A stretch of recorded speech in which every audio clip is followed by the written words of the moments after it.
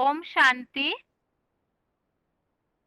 भगवत गीता श्लोक क्लास में आज के बेसिक कोर्स के टेस्ट के लिए टॉपिक है गीता का भगवान कौन। इसमें परम पिता के एक व्यापी स्वरूप की मान्यता किस प्रकार है और सर्व आत्माओं का पिता एक है। इसमें भी परम पिता के ज्योति स्वरूप की मान्यता किस तरह से हिंदू धर्म में और अन्य धर्मों में है। और टेस्ट के लिए पहला प्रश्न है, सर्व आत्माओं का पिता एक है। सर्व आत्माओं का पिता एक है। इस चित्र में ज्योतिर्लिंग स्वरूप के मंदिरों की यादगार कौन सी दिखाई है। चित्र में ज्योतिर्लिंग स्वरूप की यादगार कहाँ कहाँ पर दिखाई हुई है। फोन अनम्यूट है। हाँ 8937 डोंबिवली। हाँ माता जी। इसमें चित्र में अमरनाथ माने जो देवताएं हैं उनको अमर कहा जाता है, तो देवताओं के हिसाब से बताया अमरनाथ। रामेश्वर बताया है जो राम का ईश्वर है। और पशुपतिनाथ जो पशुओं का माना जो मनुष्य हैं जो कलयुग के अंत में पशु तुल्य हो जाते हैं उनका नाथ। सोमनाथ जो सोमरस पिलाने वाला है। और विश्वकनाथ माना सभी मनुष्यों का पिता। और उसके अलावा बबुलनाथ के बारे में बताया था जो कांटों समान हो जाते हैं, उसके उनके आधार पर बताया है कि बबुलनाथ। और काशी विश्वनाथ सारे विश्व को नाथने वाला। ठीक है। ये जो हिंदू धर्म में मान्यता है ना अलग अलग मंदिरों के रूप में ज्योतिर्लिंग की, तो इससे क्या हाँ स्पष्ट होता है। जो भी ये मंदिरों के या इस जो यादगार बने इसके अर्थ से क्या बात स्पष्ट होती है। मना मना ज्योतिर्लिंग के हिसाब से पूछन दीदी हाँ जी हाँ। कि सभी। हाँ तो सभी मनुष्य हैं जो वो ज्योतिर्लिंग अ, जो ज्योति का लिंग है माना जो शिव है। अभी तो हम शिव के बारे में ही समझ रहे हैं। तो शिव के हिसाब से बताया है कि मंदिरों के नामों के अनुसार ही वो बात सिद्ध हो गई ना, और कुछ बताना। हाँ मतलब मैं शायद यहाँ ये क्वेश्चन नहीं भाव था। समझी। आगे जो हमने श्लोक समझा है ना इसी प्रसंग में। हाँ हाँ हाँ हाँ। वो श्लोक क्यों माना समझा जो ये सातवें का सातवां। हाँ जी। अच्छा। माना भगवान जो है वो सभी के पिता हैं। जैसे किसी भी मनुष्य को परम पिता का टाइटल नहीं लगता है, ऐसे ही परम पिता को सभी बापों का भी बाप कहा जाता है।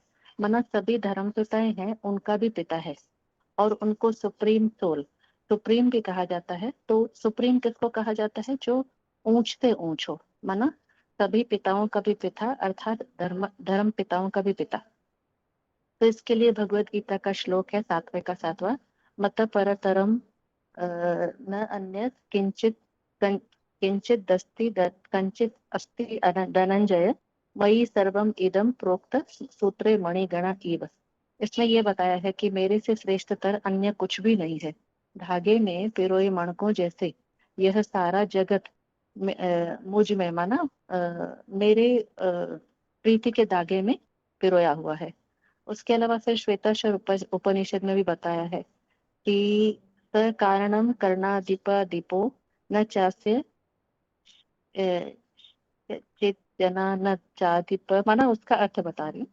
स्वयं ही उत्पत्ति का कारण है तथा प्रकृति गण कर्णों अर्थात साधनों अधिपतियों का अधिपति है, किंतु न कोई उसका जनक उत्पत्ति करता है और न कोई उसका अधिपति अर्थात स्वामी है। ठीक इनमें है कोई फिर मुसलमान हो, क्रिश्चियन है, यहूदी हैं, बौद्धि हैं, गुरु नानक हैं, अलग अलग रूपों में माना अलग अलग नामों के आधार पर उनकी मान्यता करते हैं या कंसंट्रेशन करते हैं या तो गायन करते हैं। ठीक। ओम शांति। ओम शांति। अभी आगे के लिए प्रश्न है,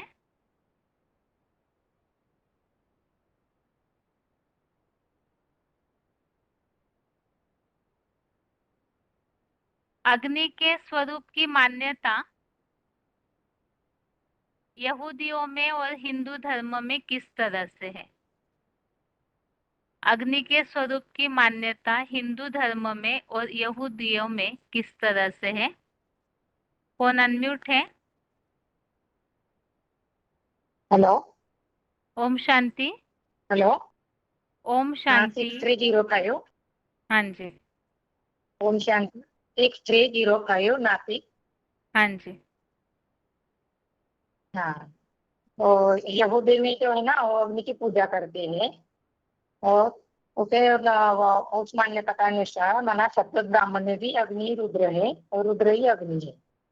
और उन्हें मरुत मरुत वन द्वारा की जाती है। और उनको माना यजुर्वेद में शुक्ल यजुर् में भी अपनी पर वो ईशान उग्र पर पशुपति आदि रुद्र की ही और नाम गिनाए गए हैं। जैसे भारत में भी शिवलिंग को ज्योतिर्लिंग कहा गया है। और बाइबल में भी उस परमेश्वर को ही ज्योति स्वरूप माना गया है। और हिंदू शास्त्रों में स्वयं शिवम भी कहा गया है। और अग्नि जैसा और दो लकड़ियों को वैदिक परंपरा में भी जैसे दो लकड़ियों को घिसकर अग्नि उत्पन्न किया जाता है। तो जो ऊपर की लकड़ी लकड़ी है जो आधार है वो माता का है जो खड़ी लकड़ी है। और जिससे घर्षण किया जाता है और अग्नि की उसको आगे माना पिता की संज्ञा दी गई है। तो ये भी माता पिता शिव शंकर स्वरूप शिवलिंग के यादगार है जिसमें ओंकार अकाल मूर्त कहकर निराकार स्वरूप को संकेत दिया गया है। वास्तव में परम सत्यम शिवम सुंदरम है। ठीक है माता जी। ठीक है दीदी। ओम शांति। ओम। अगला प्रश्न है, बाइबल में आया हुआ उल्लेख और भगवत गीता में उसी तरह का उल्लेख किस श्लोक में मिलता है? बाइबल में भगवान का जो स्वरूप बताया है उसी तरह का उल्लेख भगवत गीता के किस श्लोक में मिलता है? फोन अनम्यूट है। ओम शांति। ओम शांति। Roll number? अरे बाप रे, मेरा इतना कठिन। ओम शांति दीदी। 14,577। हाँ जी। हेलो हाँ माता जी। दीदी, वो श्लोक तो नहीं पता है दीदी। ठीक है, जो पता है वही उत्तर दीजिए। फिर जितना आप जानते हैं वही उत्तर दीजिए। बाइबल में क्या उल्लेख आया है भगवान के स्वरूप हाँ, के लिए? भक्ति स्वरूप के लिए शिवलिंग की मान्यता है सब धर्म में। अमरनाथ, जगन्नाथ, विश्वनाथ। विश्वनाथ यानी सबका पति है। वो सबको एक सूत्र में बांधकर एक पिरो लेता है। एक धागे में पिरो के सबको एक साथ में परम धाम लेके जाएगा। और जापानी लोग भी म्हणजे इसकी मान्यता करते हैं शिव की। वो भी बिंदु में ऐसे एक तो टिकिया लगाकर ध्यान रखते हैं। मुसलमान लोग भी साई मन मन कर कर एक बीच पर ऐसे पत्थर लगाया है। उसको बोलते हैं कि हमारा भगवान है। सबकी वहां अभी तक एक ही मुसलमान लोग ऐसे है कि सबकी एक जगह ही मान्यता रहती है। वो जब तक हज नहीं करेंगे तब तक वो उनकी इच्छा पूरी नहीं होती। वो बोलेंगे 100 बार दूसरे दूसरे कितने भी करो, लेकिन हज की उनकी मान्यता, कहीं भी रहो उनकी हज जाने की मान्यता रहती है। सिख धर्म वाले भी एक को ही मानते हैं। वो ऊपर ही बोट बताते हैं, गुरु नानक बोलते अल्लाह है। गुरु और नानक क्या अल्लाह बोलते हैं उसको? कहते हैं। नहीं, गुरु नानक अल्लाह नहीं कहते। मुसलमान लोग अल्लाह कहते हैं, गुरु नानक कहते हैं सबका मालिक एक। बरोबर है दीदी? एक ओमकार निराकार। ओम शांति। हाँ, एक ओंकार निराकार कहते हैं। ऐसे सब धर्म वाले एक शिव को ही मानते हैं। ठीक है माता जी। ओम शांति। ओम शांति। हाँ। आगे प्रश्न ये पूछा था बाइबल में और भगवत गीता में। बाइबल में जो भगवान के स्वरूप का उल्लेख आया है तो उसका भगवत गीता में किस श्लोक से साम्यता है, वही उल्लेख भगवत गीता में भी किस तरह से आया हुआ है। फोन अनम्यूट है किसी का? हेलो। ओम शांति। ओम शांति। हाँ दीदी, ये बोला है बाइबल के अनुसार जैसे परमेश्वर ज्योति स्वरूप है, भारत में भी शिवलिंग की ज्योति ज्योतिर्लिंगम कहा जाता है ना, परंतु बाइबल में भी परमेश्वर को सत्य स्वरूप, सत्यम सत्य ईश्वर ही बताया गया है। हिंदुओं के शास्त्रों में भी परम पिता परमात्मा शिव को कहते हैं ना, सत्यम शिवम सुंदरम। इसी तरह ईसाइयों में भी ईसा मसीह को जिसे काट का क्रॉस बोला गया है ना, जैसे दो डंडे हैं ना, बाबा ने बोला है एक खड़ा डंडा है एक बड़ा डंडा है, जैसे बाबा ने बोला ना अरब को मिला अल्लाह, बे को मिली बादशाही, ऐसे ही इसमें भी क्रॉस का निशान है जिसको ये बहुत पवित्र मानते हैं। और जो खड़ा डंडा है उसको कहते हैं, खड़ा डंडा जो है वो पिता की यादगार है और जो बड़ा डंडा है वो माता की यादगार है। जैसे लकड़ी को घिसा जाता है ना, लकड़ी को घिसा जाता है तो उससे भी अग्नि उत्पन्न होती है। ऐसे ही खड़ी लकड़ी है जो पिता की यादगार है और बड़ी लकड़ी जो है माता की यादगार है। माता को कहते हैं आधार और पिता को कहते हैं आधेय। पिता की संज्ञा दी गई है ना, वही माता पिता युक्त शिव शंकर स्वरूप शिवलिंग की ही यादगार है। जैसे सिखों में भी कहते हैं ना, एक सदगुरु निराकार ओंकार, वो शिव, वो जो गुरु नानक है ना, वो भी ऊपर की तरफ उंगली करके बोलता है कि एक ही सदगुरु है। अकाल मूर्त है, तो अकाल मूर्त कौन सा है? जिसको काल खा नहीं सकता, जिसे हम भी कहते हैं ना, हिंदुओं में भी कहते हैं। वास्तव में परम पिता शिव जो है वह सत्यम शिवम सुंदरम है, जो अर्थात साकार स्वरूप होते हैं, जिसकी जो मृत्यु से जीत पा लेते हैं। शास्त्रों के अनुसार भी अकाल केवल शंकर को ही कहा जाता है, जिसे महाकाल के रूप में भी मानते हैं। बहु नाम की संज्ञा जो दी गई है, जिसके स्वरूप में अनुरूप है, जिसका कोई रूप नहीं, वही शिवलिंग है ना।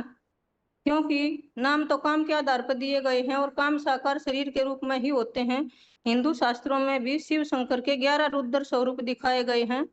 उसे बहुरूप भी कहा जाता है, अर्थात वह सिद्ध हो जाता है कि हर प्रकार गुरु नानक भी परमपिता को ही, शिव शंकर को ही निराकार स्वरूप की स्तुति गाते हैं। हो गया माता जी? नहीं और बताओगे तो और बता दूंगी ना आगे। हाँ, लेकिन जो मूल उत्तर आना है वही नहीं आया। सिर्फ आपको श्लोक बताना था कि यहाँ जो उल्लेख है बाइबल में, भगवान लाइट है अर्थात ज्योति स्वरूप है और उसमें अंधकार है ही नहीं। तो इस बात के लिए मिलता जुलता भगवत गीता का श्लोक बताइए। भगवान लाइट है, उसमें अंधकार है ही नहीं, तो भगवत गीता में किस श्लोक में इस बात का उल्लेख आया है?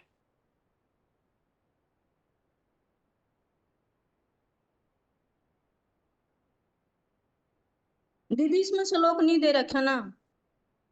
वही तो, इसीलिए तो हट के प्रश्न पूछा। लेकिन कल जब क्लास बताया था उस समय वो श्लोक बताया था कि किस दीदी तरह से क्लास नहीं कर उसमें। पाती ना टाइम पे, कभी कर पाती हूँ कभी नहीं, क्योंकि ज्यादा बैठा नहीं जाता कमर से। ठीक है माता जी, हाँ। अभी आप सुनिएगा उत्तर, आगे कोई श्लोक बताएंगे तब। ठीक है? हम्म। ठीक है। ओम शांति। ओम शांति।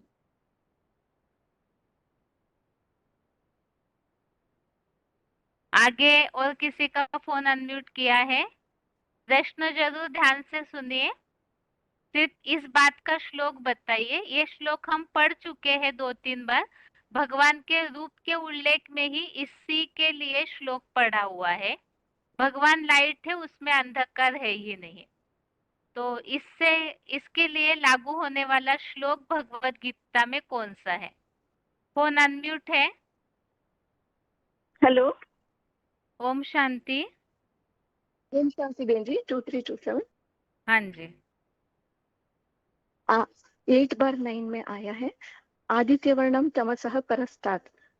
और दूसरा श्लोक है ज्योतिषामपि तज्ज्योतिस्तमसः परमुच्यते। उसका हिंदी नंबर और मुझे मालूम। संस्कृत दोनों भी बताइए। हिंदी और संस्कृत दोनों भी बताइए। भगवान तो ज्योति स्वरूप है, अंधकार से परे है।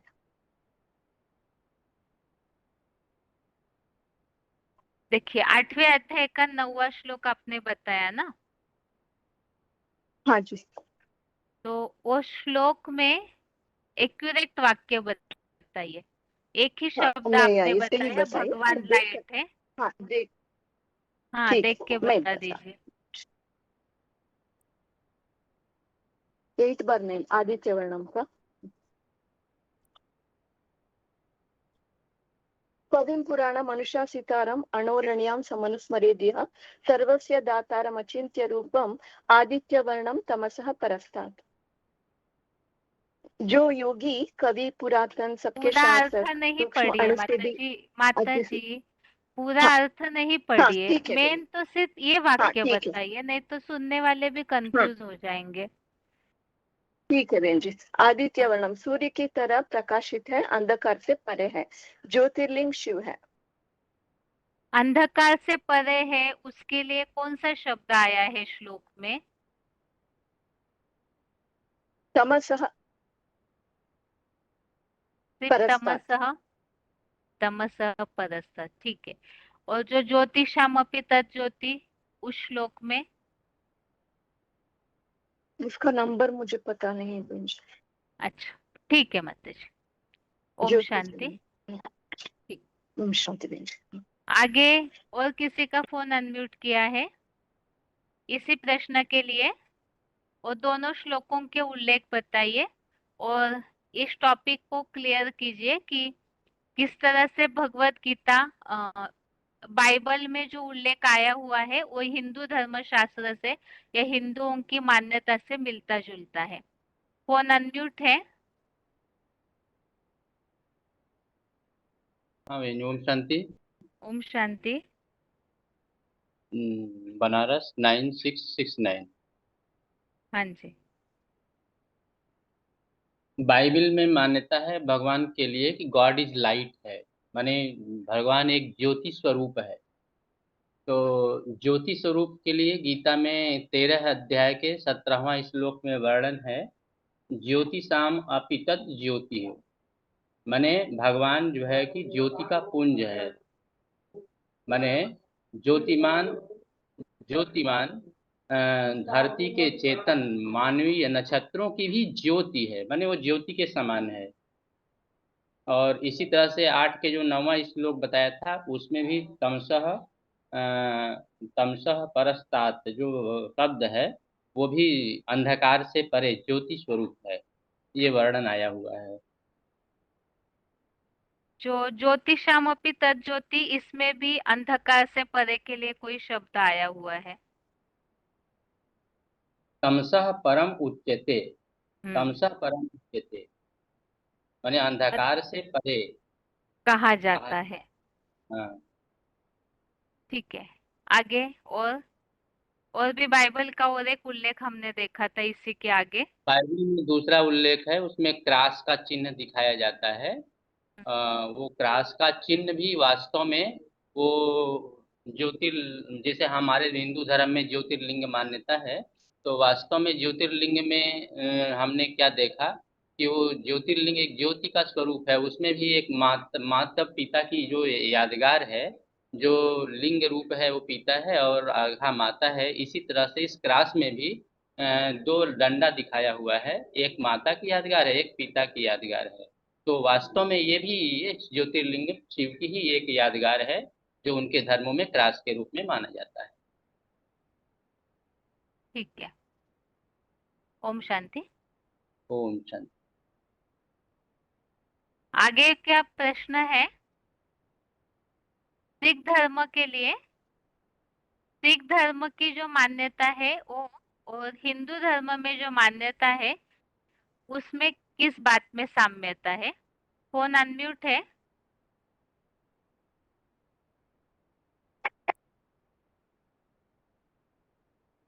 फोन अनम्यूट है।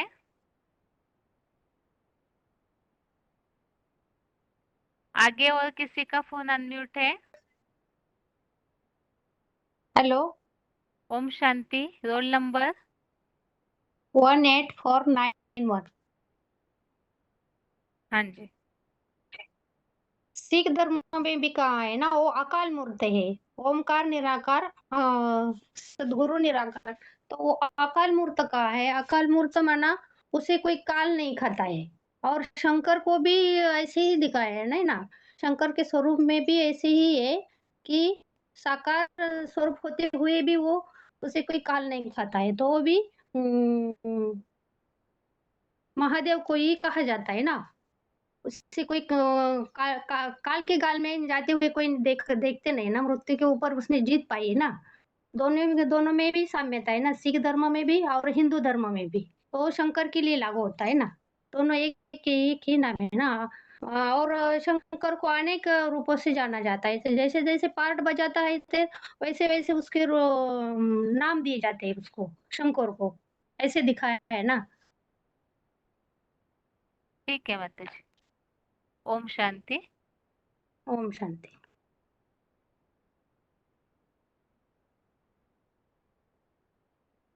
अगला प्रश्न है, जो सत्यम शिवम सुंदरम की मान्यता है, तो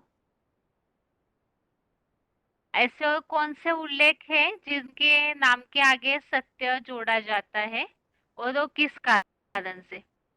सत्यम शिवम सुंदरम की जो मान्यता है उसमें भारतवर्ष में और भी कोई ऐसे नाम है जिनके आगे सत्य ये शब्द जोड़ा जाता है, वो किस कारण से? फोन अनम्यूट है। ओम शांति बहन जी। ओम शांति। सत्यम शिवम सुंदरम यह शिव के लिए ही कहा जाता है। वैसे राम और नारायण के लिए भी सत्य कहते हैं। जैसे राम नाम सत्य है और सत्यनारायण की पूजा, इस प्रकार नारायण को भी सत्य कहते हैं, क्योंकि दोनों भी शिव के ही उपासक है और शिव के उपासक होने के कारण उनको भी श्रेष्ठ बताया है। ठीक। ओम शांति। ओम शांति।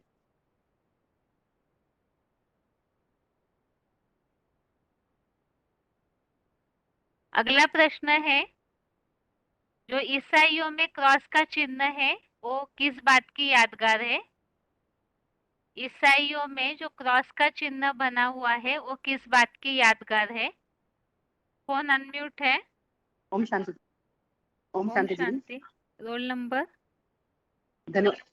रोल नंबर नहीं है दीदी, धनौरी मधुबन से कनेक्टेड है। हाँ जी। ईसाई धर्म में जैसे ईसा को जो क्रॉस चिन्ह कहा जाता है ना, वो प्लस के चिन्ह की जैसा होता है। प्लस का चिन्ह माना एक खड़ा डंडा और एक बड़ा डंडा।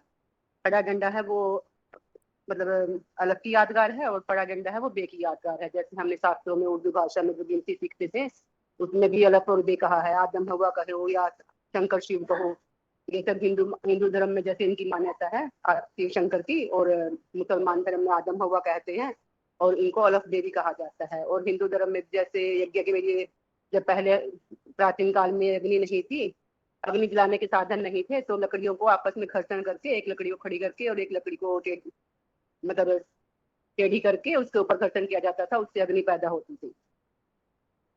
तो ये निराकार की मान्यता के हिसाब से हो गई। ठीक है। पड़ी हुई लकड़ी माता का रूप हो गई और खड़ी हुई लकड़ी पिता का रूप हो गई। ठीक है माता जी। ओम ठीक है दीदी। शांति। हाँ जी।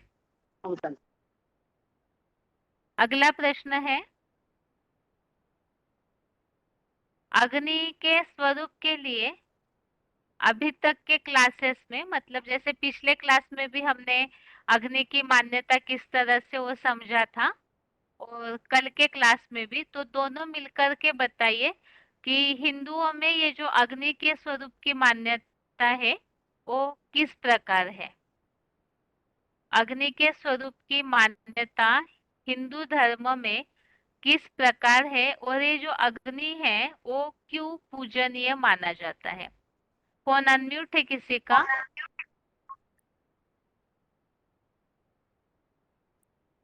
हेलो फोन अनम्यूट है? हेलो स्पीकर बंद कीजिए। हेलो, हेलो ओम शांति। Roll number 23386।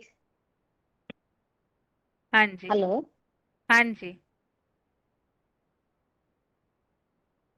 ये जो अग्नि की जो मान्यता है तो हर धर्म में तो होता है। जैसे यहूदी लोग जो है अग्नि को यहोवा नाम से मानते हैं, यहोवा नाम से अग्नि की पूजा करते हैं।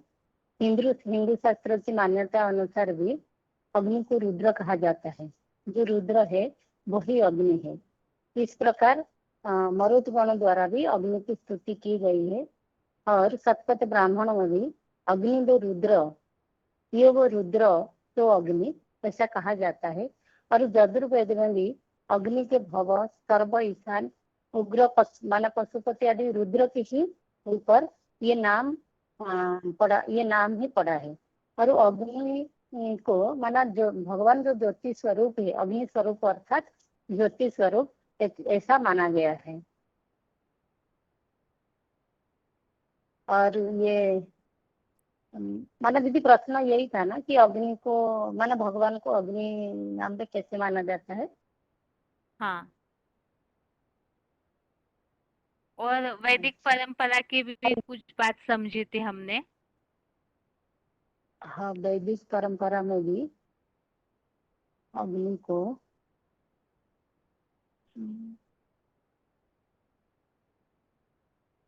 अभी इतना याद नहीं आ रहा। लकड़ी को घिसा जाता है वेद तब अग्नि निर्माण करते हैं। हाँ हाँ हाँ, दो लकड़ी को जब घिसते हैं तो अग्नि, उसमें अग्नि माना संभव होता है। तो ये जो दो लकड़ी जो है इसको क्रिश्चियन में ये लकड़ी को भी माना जो क्रॉस चिन्ह दिखाया जाता है। एक पड़ा हुआ डंडा है और एक खड़ा हुआ डंडा है जो कि माता पिता का यादगार है।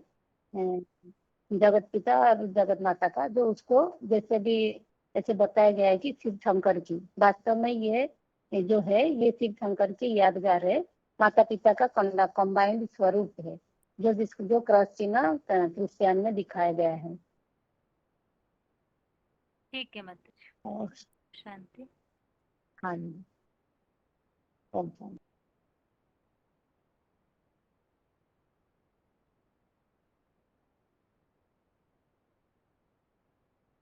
आगे गीता के भगवान के टॉपिक में कल हमने जो बातें समझी है, तो कोई भी 2 या 3 बातें टैली करके बताना है कि हिंदू धर्म में ऐसी मान्यता है, उसी की तुलना में ईसाइयों में ऐसी मान्यता है, सिखों में ऐसी मान्यता है, उसका यादगार हिंदू धर्म में ऐसी मान्यता है। इस तरह से तुलनात्मक रीति से आपको बताना होगा। कोई भी 2 या 3 बातें आप बता सकते हैं। फोन अनम्यूट है? फोन अनम्यूट है? हेलो, ओम शांति। ओम शांति। क्रिश्चियन लोग गॉड को लाइट कहते हैं। हेलो। हाँ जी, बताइए। हाँ, जो हिंदू धर्म में गॉड तो मैंने ज्योतिर्लिंगम कहा जाता है, ऐसे क्रिश्चियन लोग उसको गॉड को लाइट कहते हैं। और बौद्धि में भी ऐसे ही स्टूल का ऊपर रेड कलर का पत्थर रख के उसमें मन को एकाग्र करते हैं। ऐसे ही मुसलमान में नूर कहते हैं। ऐसे हर धर्म में उसका मान्यता देखने को मिलता है। ऐसे गुरु नानक एक ओंकार निराकार करके ऊपर की तरफ इशारा करते हैं, वो भी निराकार ज्योति को ही मान्यता देते हैं। ऐसे यहूदी में भी कहा जाता है यहोवा मतलब अग्निदेव, जिसको वो पूजा करते हैं। वही बाइबल में तो गॉड इज लाइट, और जो कि अंधकार से परे भी कहा जाता है। जैसे गीता में भी 8 अध्याय का 9 नंबर में और 13 अध्याय का 17 नंबर में ये बात बताया कि भगवान ज्योति स्वरूप है और वो अंधकार से परे है। ऐसे हर धर्म में वो ज्योति स्वरूप का मान्यता देखने को मिलता है। ठीक है, ओम शांति। ओम शांति। आगे यही प्रश्न है, फोन अनम्यूट किया है। जो बातें हमने समझी हर धर्म से टैली करके, तो उसमें से कोई भी एक या दो बातें आप बता सकते हैं। फोन अनम्यूट है किसी का?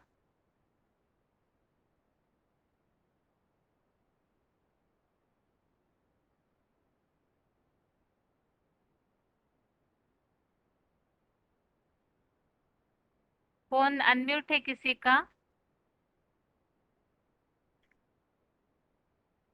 हेलो, ओम शांति। ओम शांति दीदी। हाँ जी। ये हम ये बता सकते हैं, जैसे जो शिव शंकर को हम मानते हैं हिंदू लोग, उसकी हर धर्म में भी मान्यता है अलग अलग नाम रूप से। जैसे बाइबल में जैसे कहते हैं ना, जैसे क्राइस्ट लोग हैं, जो क्राइस्ट लोग कहते हैं कि गॉड इज लाइट, यानी कि वो भी भगवान को एक प्रकाश के रूप में मानते हैं कि भगवान एक प्रकाश का रूप है, यानी कि उसमें अंधकार नहीं है। तो यानी कि हम हिंदू लोग भी उसे जैसे गीता के अनुसार मानते हैं ना कि ज्योति सामा पिसत ज्योति, यानी कि वो ज्योतियों की ज्योति है। और जिसमें जो ज्योति होती है उसमें तो अंधकार हो नहीं सकता, यानी कि जहाँ प्रकाश है वहाँ अंधकार होता नहीं। तो ये मान्यता यानी कि हमारे गीता शास्त्र में भी है, और बाइबल में जैसे वो बाइबल जो क्राइस्ट लोग हैं वो गॉड इज लाइट मानते हैं। और ये भी हम जैसे गुरु नानक जो है, जो सिखों का जो गुरु नानक गुरु है, उसने भी कहा कि एक ओमकार निराकार, यानी कि सतगुरु अकाल मूर्त सतनाम करता पुरुष, ऐसे बहुत सारे वो उल्लेख करते हैं। तो ऐसे हम जो अकाल मूर्त यानी कि जिसको कोई काल ना खा सके, जिसमें तो ऐसी मान्यता जो सिख लोग हैं वो अकाल मूर्ति को जो मानते हैं, उसी प्रकार जो हम हिंदू लोग हैं हम भी यानी कि जो महाकाल के रूप में शिव शंकर महादेव को ही मानते हैं, क्योंकि जो महाकाल के जो मंदिर है, जो भी महाकाल के रूप में जो पूजा होती है वो शंकर महादेव की होती है। और जैसे सत्य जो वो सतगुरु कहते हैं, यानी कि वो सत्य है। तो जैसे वो क्राइस्ट लोग भी मानते हैं गॉड इज ट्रुथ, यानी कि भगवान सत्य है, ईश्वर सत्य है। तो हम हिंदू लोग भी सत्यम शिवम सुंदरम कहते हैं, तो उस भगवान को हम भी सत्य है, शिव सुंदर भी है, तो ऐसे हम हिंदू लोग भी मानते हैं। और वो क्राइस्ट लोग भी गॉड इज ट्रुथ कहते हैं, और जो सिख के लोग हैं वो भी उसे सतगुरु अकाल मूर्त कहते हैं, यानी कि सतगुरु है। और जो जो बाइबल में जो जापानी जो लोग होते हैं वो एक स्टूल पे लाल लाइट या लाल पत्थर की बटिया रख के उस पर ध्यान केंद्रित करते हैं। और ऐसी उसी मतलब उसकी यादगार में हम हिंदू लोग जो ज्योतिर्लिंग के रूप में भी पूजा करते हैं। तो वो भी एक यानी कि जो जापानी जो बौद्ध लोग हैं वो भी एक शिवलिंग के रूप में ही उस लाल लाइट गोले पे ध्यान केंद्रित करते हैं। उसी प्रकार हम हिंदू जो भी हिंदू हैं हम भी एक शिवलिंग के रूप में ही उसकी पूजा करते हैं। और जो बताया कि जो बाइबल में जो क्रॉस बताया है, क्रॉस को जैसे एक खड़ा डंडा और एक बड़ा डंडे के रूप में जो उसको यानी कि वो बहुत मान्यता देते हैं, पवित्रता के रूप में बहुत पवित्र मानते हैं। तो ऐसे ही यानी कि वो निराकार और साकार का मेल है, तो उसको हम भी यानी कि दो है, जो पड़ा हुआ डंडा है वो परम ब्रह्मा की यादगार है, और जो खड़ा हुआ डंडा है वो निराकार शिव की यादगार है। तो यानी कि माता और पिता की दोनों की यादगार है। तो उसी हम हिंदू लोग जो हैं तो उसको यानी कि वैदिक परंपरा के अनुसार हम जो है वो जब यज्ञ आदि करते थे, पहले जब अग्नि का निर्माण नहीं हुआ था, तो दो लकड़ियों को घिस के या दो पत्थरों को घिस के अग्नि पैदा किया करते थे। तो ऐसे यज्ञ के लिए हम यानी कि यज्ञ के लिए दो लकड़ियों को घिसा जाता था। तो एक यानी कि खड़ा डंडा और एक पड़ा, ऐसे करके घर्षण करके वो अग्नि पैदा किया करते थे। तो अग्नि को एक पवित्र रूप दिया जाता है, क्योंकि अग्नि पवित्र होती है, उसमें सारा कुछ जल के भस्म हो जाता है। तो जैसे अग्नि का भी जैसे उसमें बताया था ना कि अगली क्लास में जो बताया था कि वो जो यहूदी लोग हैं जो यहोवा के नाम से जो जानते थे तो वो अग्नि को ही पवित्र रूप दे के उसकी पूजा करते थे। तो उसी प्रकार जो हम हिंदू लोग हैं जो अग्नि का रूप जो अग्नि है जो उसको रुद्र को ही अग्नि कहा जाता है, यानी कि रुद्र को अग्नि के रूप में मानते हैं। और रुद्र यानी कि हम शिव शंकर महादेव को ही कहते हैं। तो उसके मतलब हर धर्म में उसकी बहुत मान्यता है। जो हम हिंदू लोग मानते हैं उसी प्रकार मतलब हर धर्म में उसे शिव शंकर भोलेनाथ की मान्यता है। हर धर्म में उस निराकार को भी माना जाता है। और ठीक है और दीदी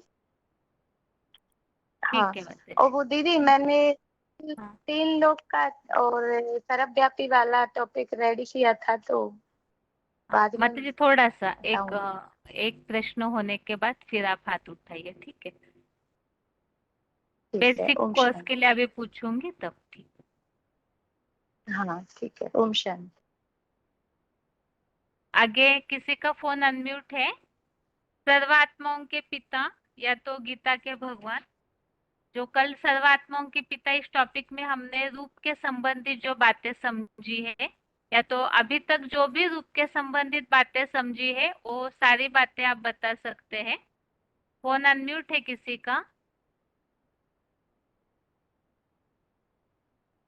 फोन अनम्यूट है किसी का?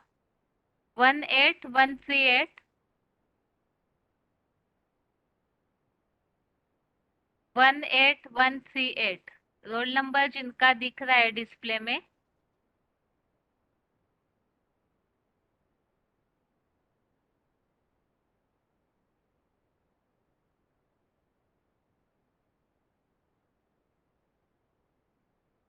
आगे और किसी का फोन अनम्यूट किया है? सर्व आत्माओं के पिता इस टॉपिक में हमने जो बातें समझी है वो बताइए रूप के बारे में।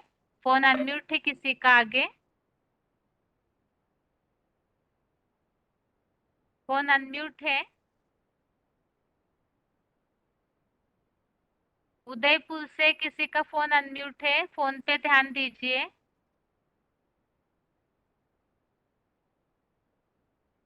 आगे और किसी का फोन अनम्यूट किया है? हाँ दीदी, ओम शांति। ओम शांति।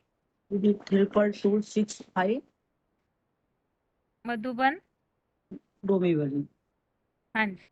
दीदी सब आत्माओं का पिता एक है, इसे हम सब धर्मों को देखेंगे कि उनमें मान्यता किस चीज का है, तभी तो समझेंगे कि सबका पिता एक है, जिसका गायन है कि सबका मालिक एक।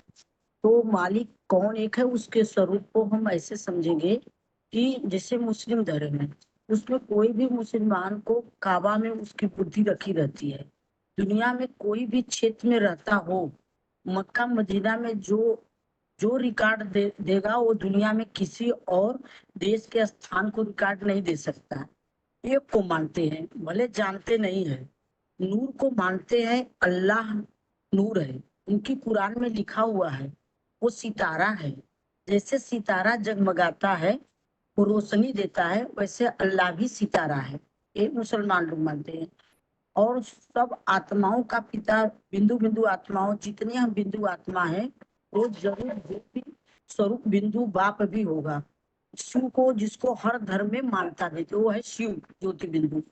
बाइबल में भी लिखा है कि गॉड इज लाइट, वो ज्योति है। हिंदुओं में कहते हैं ज्योतिर्लिंगम, परमात्मा का नाम ज्योतिर्लिंग का रूप बताते हैं। और यहूदियों में उसे यहोवा कहते हैं, अग्नि का पुंज है। और बौद्धि लोग आज भी स्टूल के ऊपर गोला बटिया रखते हैं, पत्थर की और उस पर कांटेंशन करते देखते जाते हैं। और गुरु नानक ने भी कहा है कि एक ओम निराकार, वो भी निराकार को ही मानते हैं। मतलब सब मिला जुला कर जितने भी धर्म वाले हैं सारी दुनिया में, सब एक निराकार ज्योति को ही मानते हैं। ठीक है। ओम शांति।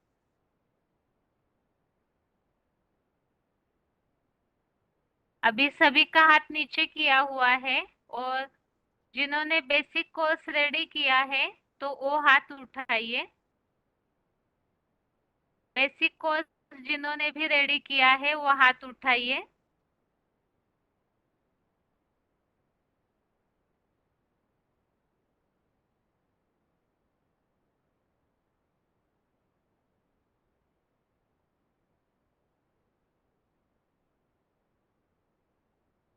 फोन अनम्यूट है। फोन अनम्यूट है, फोन पे ध्यान दीजिए।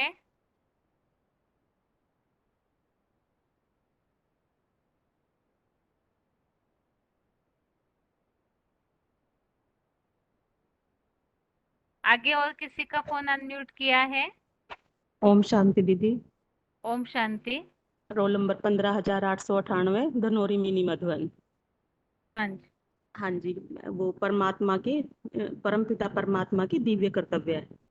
तो इसमें है ना, जो सबसे पहले हमने आत्मा के पाठ में समझा कि मैं आत्मा ज्योति बिंदु हूँ। तो जब मैं आत्मा ज्योति बिंदु हूँ तो आत्माओं का बाप परमपिता परमात्मा भी कैसे होंगे? वो भी ज्योति बिंदु ही होंगे। तो यहाँ बताया कि दिव्य कर्तव्य है। तो जो निराकार परमपिता परमात्मा शिव हैं वो तो ज्योति बिंदु हैं, तो वो दिव्य कर्तव्य कैसे कर सकते हैं? तो दिव्य कर्तव्य करने के लिए उन्हें किसी साकार तन का आधार लेना पड़े, क्योंकि जो दिव्य कर्तव्य करके दिखाएंगे वो तो इस साकार सृष्टि पर ही करेंगे। तो साकार तन का आधार लेने के लिए गीता में आया अजो अपि सन्या अव्य आत्मा के अनुसार कि मैं आत्माओं का श्रेष्ठ शासन करता होते हुए भी प्रकृति को अधीन करके उसकी आत्म शक्ति से जन्म लेता हूँ। तो जन्म लेने के लिए बात आई है गीता में प्रवेश तुम, मतलब वो गर्भ से तो जन्म लेते नहीं, वो तो प्रवेश करने योग्य हैं। तो फिर वो जब प्रवेश करते हैं तो उसके लिए बोला कि वो कैसे किस रूप में प्रवेश करते हैं, उसके लिए भी गीता में बोला अब जानन्ति माम मूढ़ा के अनुसार बताया कि मुझ साधारण तन में आए परमात्मा को मूढ़मती लोग पहचान नहीं पाते, माना वो बहुत साधारण तन में आते हैं। तो जब वो बहुत साधारण तन में आते हैं साकार तन में, तो उसके लिए भी इस पृथ्वी पर तो कितना माना 500-700 करोड़ की आबादी है, तो क्या वो किसी में प्रवेश कर जाएंगे? किसी में भी ऐसा थोड़े ही। तो यहाँ भारतवर्ष में 33 करोड़ देवी देवताओं का गायन है। जो 33 करोड़ देवी देवता है उनमें भी सर्वोपरि है, मुख्य है 3, ब्रह्मा विष्णु और शंकर। ब्रह्मा विष्णु और शंकर, तो ऐसे थोड़े कि तो ब्रह्मा के लिए भी बोलते हैं ब्रह्मा देवताए नमः, विष्णु देवताए नमः, शिव परमात्माए नमः। तो 33 करोड़ देवी देवताओं में किसी का भी नाम शिव के साथ नहीं जोड़ा जाता।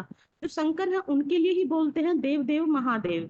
और जो इससे पहले हम ये 3 लोक का चित्र समझे, उसमें जो सूक्ष्म वतन का दिखाया ना, सूक्ष्म वतन दिखाया, तो उसमें भी जब त्रिदेवों की स्टेज दिखाई गई तो सबसे ऊपर शांति धाम के पास शंकर जी को ही दिखाया गया। तो जो सबसे ऊंचते ऊंच है इस पृथ्वी पर भी, तो उसमें ही प्रवेश करेंगे ना। तो ऐसे ही वो ऐसे साकार, जिस साकार तन का आधार लेते हैं, मानो वो उसके द्वारा दिव्य कर्तव्य साबित होते हैं। साबित होते हैं तो वो कैसे साबित होते हैं? तो यहाँ तो दिखाया ना कि जो चित्र है इसमें तो परमात्मा के 32 गुण ही दिखाए हैं। तो जो 32 गुण है, लेकिन परमात्मा, उसके लिए तो शास्त्रों में यह बात आई है कि सारे धरती कागज करूं सब बन हो जाए लेखनी, 7 समुद्र शाही करूं फिर भी भगवान की महिमा तो लिखी ना जाए, उनके गुण तो लिखे नहीं जाए, क्योंकि उनके गुण तो असीम हैं, अनंत हैं। लेकिन यहाँ तो थोड़े से ही गुण बस ऐसे ही दिखाए गए हैं। तो परमात्मा के लिए बोलते हैं ना कि पत्ता भी, दुनिया में तो कहावतें अनेक बनाई गई है, ऐसे बोला जाता है ना कि पत्ता भी हिल सकता नहीं सत्ता तेरी के बिना। तो आज तो दुनिया में इतना दुराचार, भ्रष्टाचार, अनाचार फैला हुआ है, तो क्या वो भी भगवान करते हैं? नहीं, भगवान ऐसा अगर करते होते तो फिर गीता में ही ये क्यों बोलते परित्रणाय च साधूनाम विनाशाय च दुष्कृताम, माना मैं साधु संतों की रक्षा करने के लिए आता हूँ और दुष्टों का विनाश करने के लिए आता हूँ। तो यहाँ तो इस दुनिया में कोई तो अपार सुख है किसी को, कोई किसी को बहुत दुख है। तो भगवान के लिए दुनिया में यह भी बोलते हैं कि भगवान तो सबको, भगवान ही सुख देता है और भगवान ही दुख देता है। अगर ऐसा होता तो भगवान तो पार्शलिटी करने वाला हो जाए, लेकिन भगवान तो किसी को ना दुख देते हैं ना दुख सुख देते हैं। वो तो क्या करते हैं कि आकर के कर्मों की गुह्य गति बताते हैं। तो जिसके लिए गीता में भी आया है ना कि जो 2500 वर्षों से जितने भी पंडित विद्वान आचार्य न्यायाधीश हैं, सबकी बुद्धि चकरा गई है, सबकी बुद्धि चकरा गई है, तो वो न्याय नहीं कर पाते अच्छे से। इसलिए भगवान ने आकर के कर्मों की गुह्य गति बताई है, कर्म क्या है, अकर्म क्या है, विक्रम क्या है। तो हम उनके ऊपर चलेंगे तो हम अपना भाग्य बनाएंगे, और नहीं तो नहीं। इसलिए भगवान फिर कहते हैं कि अरे भगवान तो है ना, अगर वो भगवान है तो वो मरी हुई मक्खी को भी जिंदा कर सकता है। तो मरी हुई मक्खी को जिंदा करने की बात, अगर कोई मर जाता है और उसको जिंदा करना, फिर यह तो प्रकृति का उल्लंघन हो जाता है, प्रकृति के नियमों का। तो दुनिया में भी कोई भी अच्छा व्यक्ति हो, वो भी प्रकृति के नियमों का उल्लंघन करता है तो उसे भी बुरा माना जाता है। लेकिन यहाँ तो ऊंचते ऊंच भगवान की बात आ गई, तो वो तो खुद ही प्रकृति पति है, तो वो क्यों प्रकृति के नियमों का उल्लंघन करेगा। लेकिन ऐसे ये बात ठीक नहीं है। तो जो परमात्मा के यहाँ गुण दिखाए गए ने, उसके लिए क्या बोला है कि वह तो काल के पंजे से छुड़ाने वाला है। तो गीता में तो आया है कालो अस्मि, मैं कालों का काल महाकाल हूँ। तो जो काल के ऊपर खुद विजय पाए होंगे, तो उन्हीं वही तो छुड़ा पाएंगे ना। तो इसलिए यह बात भी शंकर जी के ऊपर लागू होती है। फिर बताया कि नैया मेरी पार लगाओ, तो उसके लिए भी शास्त्रों में आया है ना, शंकर चाप जहाज जही चढ़े उतरे पार नर। मना भगवान जब आते हैं तो जो उस तन का आधार लेते हैं, वो इस भव सागर की नैया को पार कर जाते हैं। फिर बताया कि पतितों को पावन बनाने वाले हैं। तो पतितों को पावन बनाने के लिए हम गाते हैं ना कि हे पतित पावन सीताराम आओ और हमें पावन बनाओ। और फिर बताया कि पत्थर को पारस बनाने वाले हैं। तो पत्थर को पारस बनाने की यहाँ ऐसी कोई बात नहीं आई। तो इसमें तो ये तो सारी मना रहस्यमयी आध्यात्मिक रहस्य की बात है ना। तो इसमें जैसे रामायण में भी दिखाया गया है कि जो अहिल्या थी वो पत्थर की बन गई थी, और भगवान का अंगूठा उसको टच किया तो वो मना चैतन्य हो गई। तो ऐसे ही जो हम आत्माएं बार बार जन्म मरण के चक्कर में आने से हमारी बुद्धि पत्थर जैसी हो गई है। तो इसलिए भगवान आकर के हमें ज्ञान दे करके पारस जैसा बना बना देते हैं। तो फिर बताया कि नर को नारायण बनाने वाले हैं। तो इस गीता में आया ना कि भगवान आकर के जो सहज राजयोग की पढ़ाई पढ़ाते हैं, तो उसमें क्या बोलते हैं कि हे नर अर्जुन, तू ऐसी करनी कर कि तू नर से नारायण बन जाए और नारी से द्रौपदी बन जाए। तो काल मना फिर बताया कि दिव्य बुद्धि विधाता है भगवान। तो दिव्य बुद्धि विधाता कौन होगा, उसकी पहचान क्या बताई शास्त्रों में भी कि इसके लिए तीसरा नेत्र दिखाया। जो तीसरा नेत्र दिखाया है वो किसको दिखाया है, वो शंकर जी को ही तीसरा नेत्र दिखाया गया है। तो जिसके पास खुद के पास दिव्य बुद्धि होगी वही तो दूसरों को देगा ना। तो यह भी शंकर जी के लिए बात आई है, उन्हीं के ऊपर साबित होती है। तो मना दीदी और कुछ इतना जो गुण है वो उतना याद नहीं आ रहा है बिना देखे। ठीक है माता जी। हाँ जी। और दीदी इसमें कोई श्लोक छूट गया बीच में? नहीं, वैसे तो आपने जहाँ बताना था वो सारे श्लोक बता दिए हैं। ठीक है माता जी। ठीक है दीदी, ओम शांति।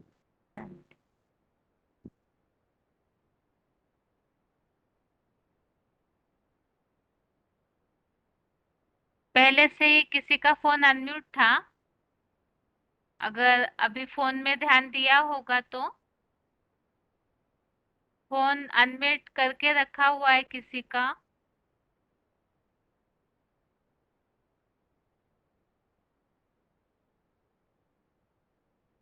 आगे और किसी का फोन अनम्यूट है?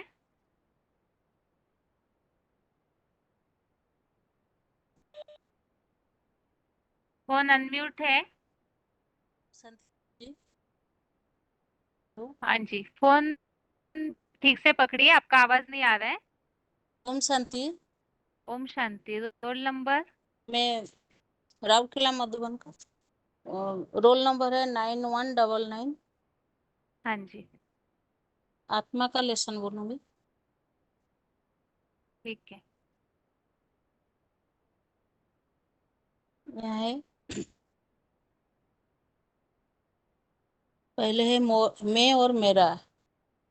और हम जब रोजमर्रा के जीवन में जो हमारे दिल से आवाज निकलता है कि मैं कौन है, मेरा कौन है, तो कौन बोलने वाला कौन है अंदर से, तो ये हम नहीं जानते हैं। इसीलिए हम शरीर को ही ज्यादा प्रायोरिटी देते हैं। अगर हमारे अंदर जो मैं और मेरा कहने वाला को जान जाएंगे तो सब कुछ ठीक हो जाएगा। तो मैं बोलने वाला है यहाँ, मैं बोलने वाला है आत्मा। मेरे हमारे अंदर जो आत्मा है, जो शक्ति है वही है आत्मा।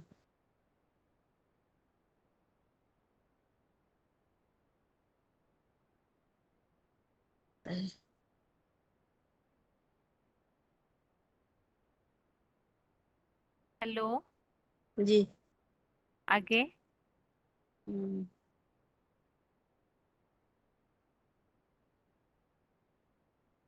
शरीर मेरा बोलता है, आत्मा मैं बोलती हूँ। तो लेकिन आत्मा और शरीर में भिन्नता ये है कि आत्मा अम, आत्मा अविनाशी है, अजर अमर अविनाशी है और चैतन्य स्वरूप है। लेकिन शरीर है विनाशी। तो आत्मा को ना इसीलिए गीता में भी बोला है, जो आत्मा को कोई शस्त्र नहीं काट सकता है और अग्नि जला नहीं सकता है और हवा भी नहीं सुखा सकता है। लेकिन शरीर तो शरीर तो विनाशी है। और शरीर पांच तत्वों से गठित है। क्या है ना, अग्नि, जल, वायु, आकाश और पृथ्वी। लेकिन आत्मा आत्मा जो है, आत्मा तीन तीन शक्ति से गठित है।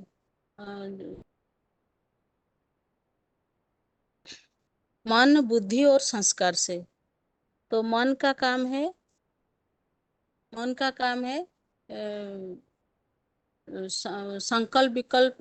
संकल्प विकल्प करना। जैसे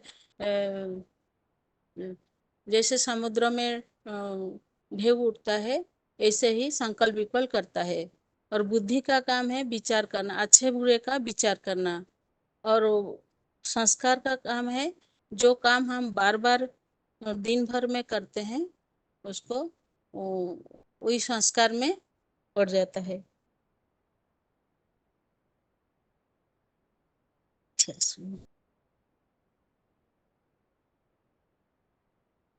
माता जी ठीक से प्रैक्टिस नहीं किए हैं क्या? जी नहीं की है। ठीक है माता जी, आप फिर से थोड़ा सा तैयारी कीजिए, फिर अगली बार बताइए, ठीक है? जी। ओम शांति। आगे और किसी का फोन अनम्यूट है?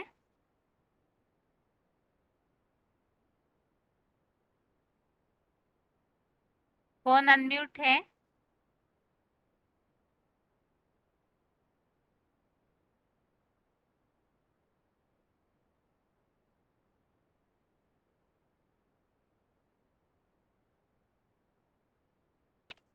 हेलो।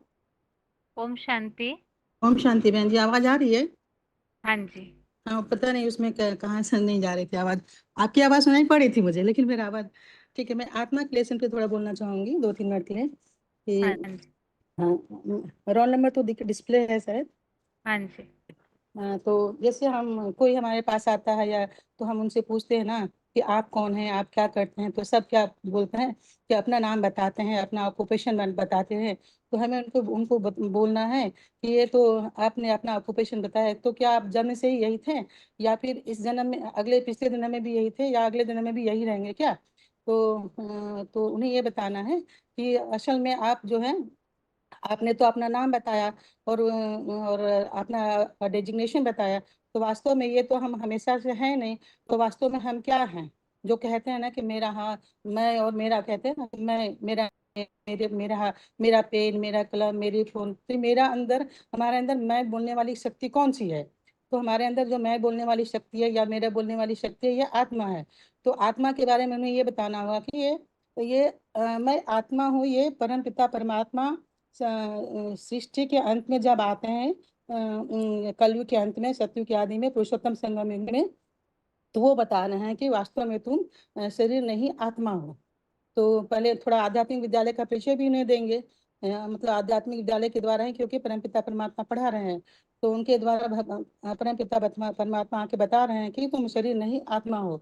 तो आत्मा और शरीर में क्या अंतर है? तो आत्मा अजर अमर अविनाशी है, शरीर विनाशी है।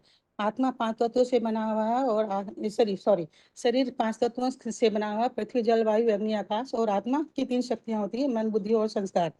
आत्मा को हम फोन से नहीं, ये शरीर और आत्मा को फोन से भी, फोन का एग्जांपल देके भी समझा सकते हैं। जैसे कि हमारा फोन है, फोन में जो बैटरी अगर नहीं रहेगी तो ये फोन चलेगा क्या? नहीं चलेगा ना। तो जैसे फोन का बैटरी हो गई उसकी आत्मा। और जैसे बीज हो गया, बीज और वृक्ष के का एग्जांपल भी देंगे कि वृक्ष जैसे शरीर हो गया और उसकी आत्मा हो गई बीज। और आत्मा रथ है और शरीर रथ है और आत्मा रथी है। तो आत्मा के लिए आत्मा के लिए आत्मा अजर अमर अविनाशी है। इसके लिए गीता में श्लोक आया है ना, देह नित्यम अवध्यो, मतलब इस देह में आत्मा आत्मा अजर अमर अविनाशी है, उसका विनाश नहीं होता है। इसके लिए गीता में श्लोक है, नैनम छिन्नन्ति शस्त्राणि नैनम दहति पावक न चैनम क्लेदयन्ति यापो न शोषयति मारुता। अर्थात आत्मा को ना पानी भिगो सकती है, हवा सुखा सकती, ना शस्त्र काट सकते हैं, लेकिन शरीर का तो विनाश हो जाता है ना। 5 तत्व जो है, जब शरीर छोड़ते हैं तो 5 तत्वों में विलीन हो जाते हैं। तो और गीता में है कि पूरा श्लोक याद नहीं है, देह नित्यम अवध्यो।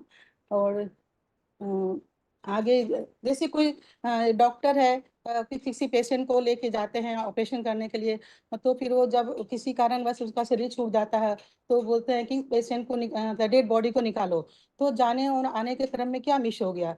जरूर उसके अंदर जो कार्य करने वाली शक्ति थी, जिसको आत्मा कहते हैं, वो निकल गई है। तो वास्तव में आत्मा जो है, आत्मा ही शरीर को चलाती है। और भी जैसे कोई आते हैं, कोई बीमार है, किसी को देखने के लिए आते हैं, तो बोलते हैं आप थोड़ी देर पहले आए रहते, तो इनसे मिल लेते हैं। किनसे मिलने की बात है? शरीर तो वहीं पड़ा है, उनसे मिल सकते हैं। तो वास्तव में जो सोचने समझने की शक्ति है, जो कार्य करने वाली शक्ति है आत्मा, वो निकल गई रहती है। जैसे शरीर के 5 शक्तियां हैं, मन बुद्धि पृथ्वी जल, शरीर 5 तत्वों से मिलके बना है, पृथ्वी जल वायु अग्नि आकाश। वैसे ही आत्मा की 3 शक्तियां होती है, मन बुद्धि और संस्कार। मन के द्वारा हम सोचने विचारने का काम करते हैं, बुद्धि के द्वारा सही गलत का निर्णय करते हैं, और संस्कार जो हम अच्छे बुरे कर्म करते हैं, उसका प्रभाव जो हमारे आत्मा पे पड़ता है, वो संस्कार बनती है। तो जैसे किसी कसाई के घर में कोई बच्चा पैदा होता है, तो उसको बताया जाता है कि ये गाय काटना बुरी बात है, इससे पाप पड़ता है, परंतु उसे समझ में नहीं आता है, क्योंकि उसने बचपन से वही देखा, तो वो उसका संस्कार पड़ जाता है। उसी तरह जैसे किसी साधु के घर में कोई साधु के घर में बच्चा जन्म होता है, या चोर के घर में साधु प्रकृति का बच्चा जन्म होता है, तो उसने साधु प्रकृति का जो स्वभाव संस्कार है कहाँ से लाया? वो पिछले जन्म का पिछले जन्म के संस्कार उसके इस जन्म में है, इसलिए वो साधु स्वभाव का है। तो मन बुद्धि और संस्कार का ये हुआ। और आत्मा का रूप क्या होता है? आत्मा का रूप है कि ज्योति से भी अति सूक्ष्म ज्योति बिंदु है, जिसके लिए गीता में आया हुआ, कभी कभी पुराणम अनुशासिता नाम अनुअणियान अनुस्मृतेया। आत्मा इतनी सूक्ष्म ज्योति बिंदु है कि उसे इन आंखों से नहीं देख सकते हैं। तो उसे कैसे देखा जा सकता है? गीता में आया, विमूढ़ा नानु पश्यन्ति ज्ञान चक्षुषा, अर्थात हम आत्मा को ज्ञान के तीसरे नेत्र से देख सकते हैं। तो अब आत्मा का निवास स्थान क्या है? जैसे कि इसकी यादगार है, कन्या माता भ्रिकुटी के मध्य में टीका लगाती है, बिंदी लगाती है, और टीका लगाती हैं और बिंदी लगाती है, और पुरुष लोग क्या कहते हैं, तिलक लगाते हैं। इसके लिए गीता में श्लोक है कि भ्रूर मध्य प्राणम आवश्य सम्यक, मतलब जब कोई प्राणी शरीर छोड़े तो भ्रिकुटी के मध्य में अपने प्राण रूप आत्मा का ध्यान करे। तो ये इसका निवास स्थान हो गया। और आत्मा जो है, आत्मा का एग्जाम्पल इस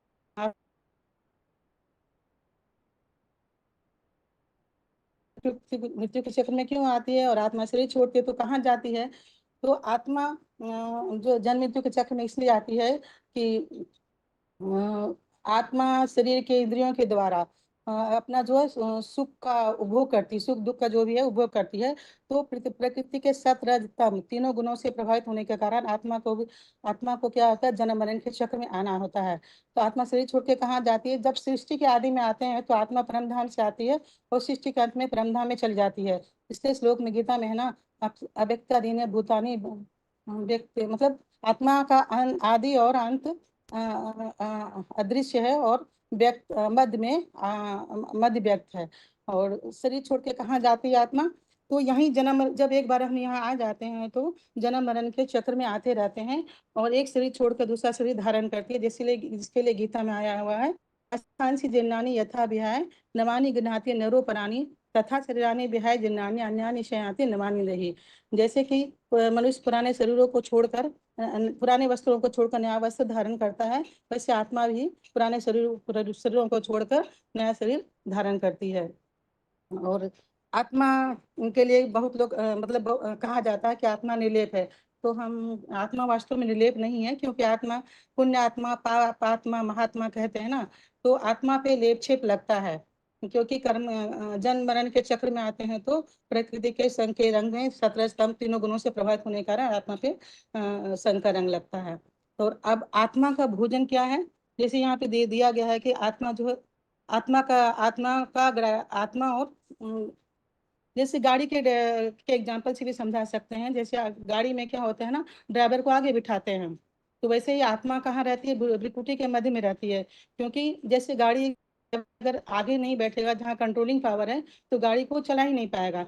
वैसे ही आत्मा जो है भ्रिकुटी के मध्य में, जिसको शरीर का उत्तमांग कहा जाता है, आत्मा को राजा कहा जाता है। और शरीर सारी कर्मेंद्रियां हैं, तो राजा जो है प्रजा को चलाती है। जैसे कोई जज होता है अपने ऑफिस में, मतलब अपने वहां पे क्या होता है, ऊंची कुर्सी पे बैठता है ना, तो वैसे आत्मा भी राजा है और यहाँ मतलब भ्रिकुटी के मध्य में बैठ के, उत्तमांग में बैठ के शरीर सारी कर्मेंद्रियों को चलाती है। तो अब भोजन क्या है आत्मा का? तो जैसे शरीर ड्राइवर का, गाड़ी में जो ड्राइवर बिठाते हैं, तो ड्राइवर का भोजन अलग होता है, गाड़ी का भोजन अलग होता है। ड्राइवर का चावल दाल रोटी सब्जी हुआ, गाड़ी का भोजन पेट्रोल हुआ। तो यहाँ ये भी कह सकते हैं कि अगर ड्राइवर को हम शुद्ध भोजन नहीं खिलाएंगे, तो अगर मांस मदिरा दे के गाड़ी चलाएगा वो, तो गाड़ी का एक्सीडेंट कर सकता है। इसी तरह हमारे शरीर का भोजन तो स्वच्छ होना ही चाहिए, और मतलब तामसी भोजन नहीं होना चाहिए। और आत्मा का भोजन क्या है? हम इतने दिनों तक 63 से शास्त्र आदि पढ़ते आए, मतलब शास्त्रों का जो ज्ञान हमने तो लिया, साधु संन्यासियों का भी ज्ञान लिया, परंतु क्या उससे हमारी उन्नति हुई? और ही डिग्रेडेशन होता चला गया। तो अभी क्या करना है? अभी जो परम पिता परमात्मा संगम युग में आकर ज्ञान दे रहे हैं, उनको पहचान कर, उनके ज्ञान को लेकर, उनके बताए रास्ते पे चल के हम अपना अनेक जन्मों की, मतलब जितने भी जन्म हैं 84 जन्म, उनकी प्राप्ति कर सकते हैं और सुख शांति का नूत कर सकते हैं। तो वास्तव में आत्मा का भोजन क्या हुआ? परम पिता परमात्मा का ज्ञान और उनकी शुद्ध याद। दीदी श्लोक इतना याद नहीं था इतना। हाँ ठीक है माता जी, जी। लेकिन काफी सारी बातें कवर कर ली आपने वैसे। ठीक है, ओम शांति। आगे और किसी का फोन अनम्यूट है?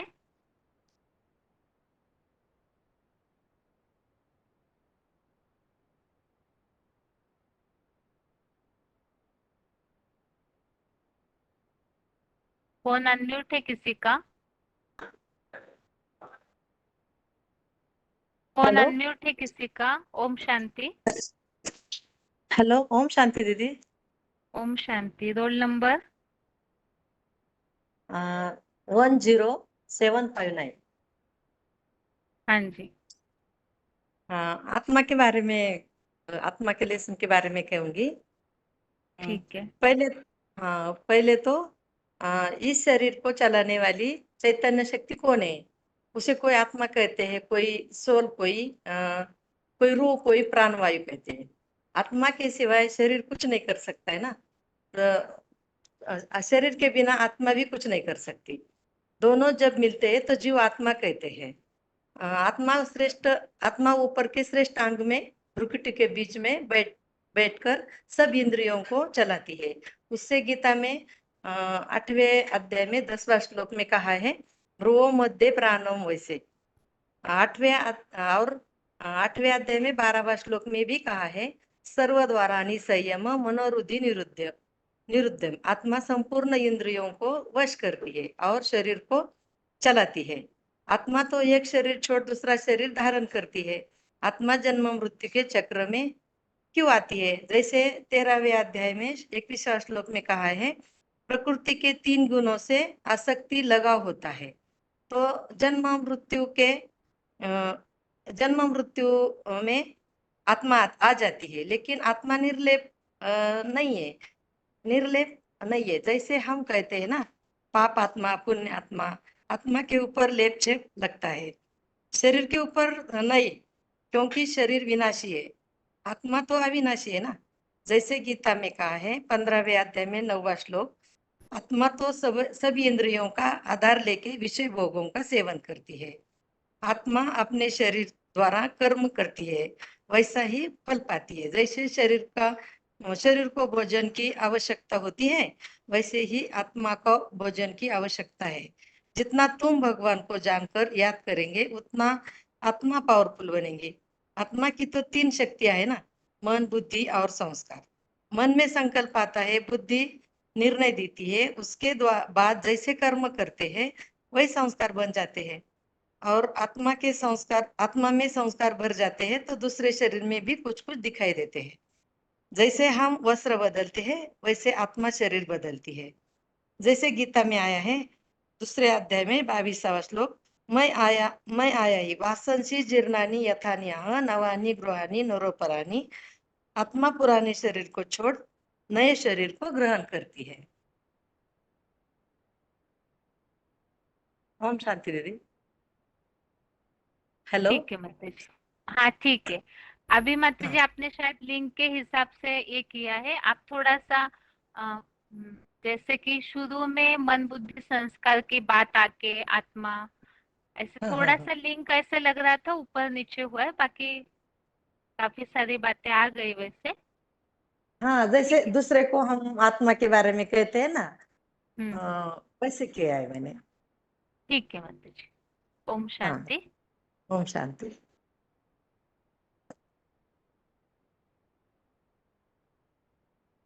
आगे और किसी का फोन अनम्यूट है?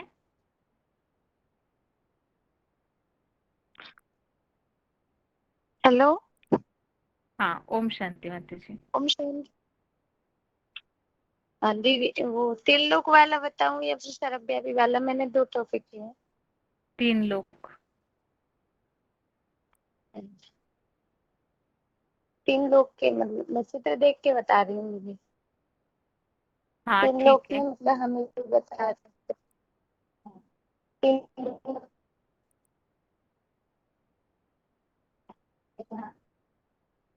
आपका नेटवर्क कट हो रहा है माता जी। अच्छा, आवाज नहीं आ रही दीदी? अभी जैसे आ रहे अभी वैसे आ रही है? पहले। हाँ अभी ठीक है, अभी बोलिए। आ रहा है, अभी आ रहा है दीदी? हाँ जी हाँ जी। हेलो। हाँ जी माता जी, आ हाँ रहा है आवाज। तो जैसे, हाँ तो हम ये बता सकते हैं कि जैसे हम आत्मा का पाठ जब हो जाता है ना, तो हम 3 लोग के चित्र के आधार पे बताएंगे कि जैसे हम आत्मा तो समझ गए कि हम सभी आत्माएं हैं, परंतु हमें ये प्रश्न होता है ना कि हम सब आत्मा है, जैसे जो भी सृष्टि पे जीव जंतु प्राणी है, तो हम आत्माएं कहाँ से आ रही हैं? तो हम 3 लोग के आधार पे बताएंगे।